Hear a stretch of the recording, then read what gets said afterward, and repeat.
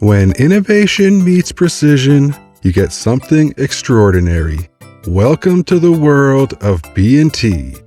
From their compact SMGs to their versatile rifles and precision pistols, titanium-printed suppressors, B&T has redefined what the modern firearms company can be.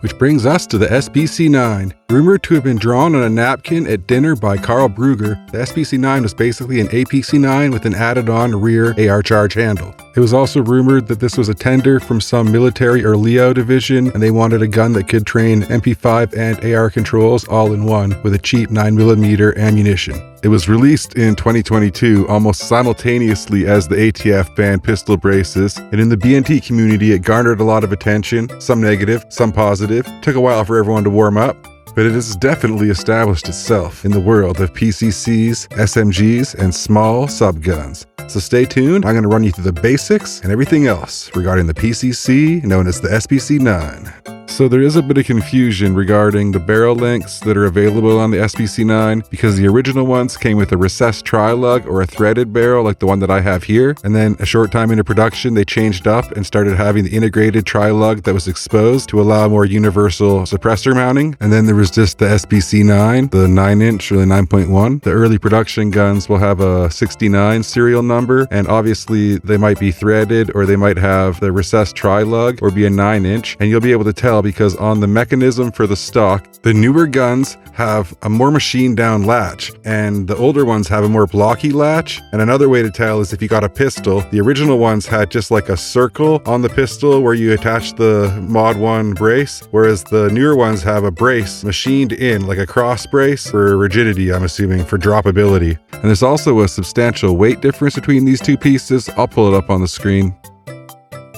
Alright, now let's get to the operating system. The SPC9 uses a hydraulic buffer-assisted blowback and is similar to the APC9 in many ways, except its patented buffer system also incorporates the recoil spring. The buffer system is external, and its size significantly reduces the felt recoil and muzzle rise, improving control and follow-up shot accuracy. Unlike the APC9 with the monolithic upper, the SPC9 has a removable handguard, M-lock at 3 and 9 o'clock, and a full Picatinny rail top and bottom. And just like the GHM9 and the APC9 Pro, the SPC9 shares the same M4 style lower receiver with ambidextrous controls, Glock, and SIG P320 capabilities. The other biggest difference between the APC9 Pro series and the SPC9 series, besides the additional AR charge handle, is the fact that the rail is a lot lower, and if you look, the stock actually covers over the takedown pins. So the takedown method is a little bit different, a little bit more complicated. You have to actually close the stock completely so that you can see the notch on the stock, and then you can push out the pins. Only the pins actually are under pressure due to the fact that the buffer and the recoil spring are all contained in the same unit, so you have to push down towards the muzzle on the stock while you push the takedown pin out.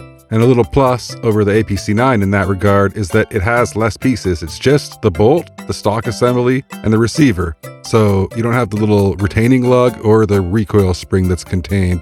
As far as ergonomics, the SPC9 is actually a great gun. The charge handle is really far forward, giving you this unobstructed C-clamp grip if you're trying to grip right in front of the magwell. The stock is actually a little bit longer due to the external buffer compared to the APC9 lineup. You do have quite long length of pull for a small PDW, but you do lose a lot in terms of footprint with that external buffer.